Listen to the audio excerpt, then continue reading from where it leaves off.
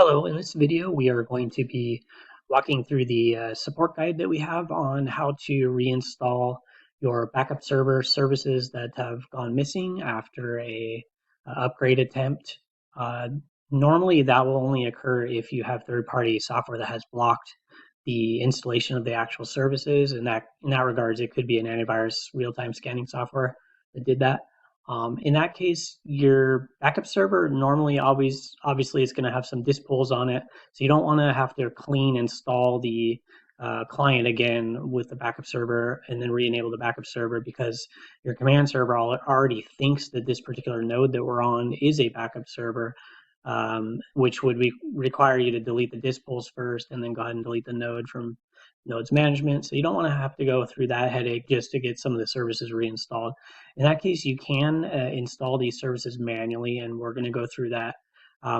This particular backup server node, as you can see here, only has one data center service in place. It's the remote command executor. That is the service that you'll see if you were to do a basic client install without elevating it as a backup server. In that case, we're going to go ahead and reinstall 4 out of 5 of those services manually.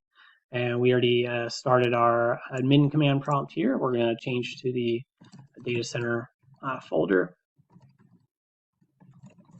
In our case, that's on the C drive. In your case, that might be different.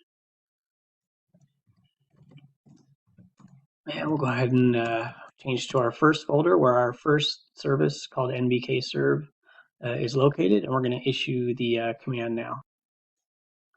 That's the command there, so we're going to hit enter there, and it did install it. If we want to check that it installed, we just refresh our services list, and there's the service. It's actually not named exactly 100% properly, but we'll show you how to actually do that renaming of that service name later. So now we're going to change to the highback folder, and we're going to issue the next command. And this is for the highback service. And actually, I noticed that you do actually have a change in the command there. It's actually -C instead of install for that particular one. So now that that's installed, it should show up there. It actually is not going to be named properly, and like I was mentioning before, we can take care of the naming on those a little bit later, but it is there in place. If I double click on that, we can see it is the HiServ service. And scroll back down to our Novastar services and just keep it there for now. The next service that we're going to install is the hijack service. And actually that is in the tape folder. So we have to remember to go to the tape folder first, and then we can paste in the command. So that just installed the service called hijack. We'll refresh the list and we'll scroll up a bit, and there we see it in place, and that's the hijack service. It is not named properly, but as I mentioned, we'll take care of that a little bit later. All right, and still within the tape folder, we're going to run the installation to install the multiplexer service, and that should be installed now.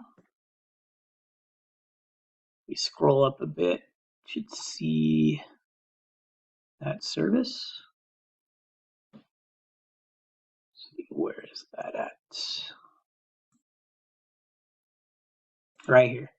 So that one is also not named properly either.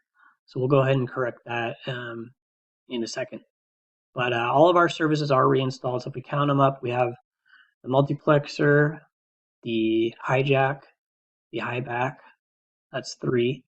Then we scroll down to the Novastar section. We have 1, 2, so that's 5. So that's the total amount that we need, is 5 services for a backup server. So now we'll go ahead and show you how to rename those services so that you can, so they can be listed all in a row as the 5 services that are needed for a backup server. Okay, I have my service rename guide up in front of me in a text file here. So I can go ahead and do these service renames. So we'll go one by one from the top down. It doesn't really matter the order that you do this in. So we're going to highlight the contents there for the first command. And these steps, by the way, are in the guide that you should be reading in front of you. So it doesn't matter what folder you're in, you can issue that command from within an admin command prompt. So that says change success, and then we'll go to the next one here.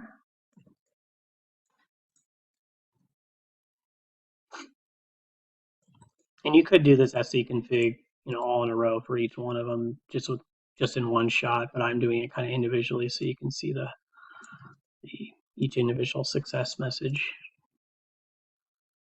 So there you go. So they're all renamed properly. So now if we refresh our service list, they should be all in a row. 1, 2, 3, 4, 5. And that's how many we need. So once they're installed, you can go ahead and manually start them one by one. And just for good measure, we'll also restart the remote command executor. And the last one's here. Okay, so all 5 of them are in place, installed, and running. And that basically is all you need to do. If you do notice that one of the service names is not correct as far as the description goes, you can also correct the description discrepancy by going into the registry. You don't have to do that. It's optional, completely optional. But if you'd like to, I can show you where that is now. So in our case, we are left with all 5 services installed and running, but we still have the description field that doesn't match the service name for this one service, the VM Backup Server service. It has a description of Novastor DC Backup Server service, and we want to change it to DC VM Backup Server service. The correct name is down here, and so we're going to go ahead and use the regedit command to navigate to the proper registry key. And so we're going to come down local machine system services. And then from there, you can do a search. And the search query that we're going to use is actually just the short name of the service, which is considered the service name. It's NBK-serv. So we'll enter that exactly as stated. And it brought us to the particular key that we need. So we can see here the display name, meaning the service name, is proper. It's the DCVM backup server, but description is invalid. So we're going to go ahead and modify it. And what we're going to do is just double click on that entry and back out to there. And then we're going to say server service.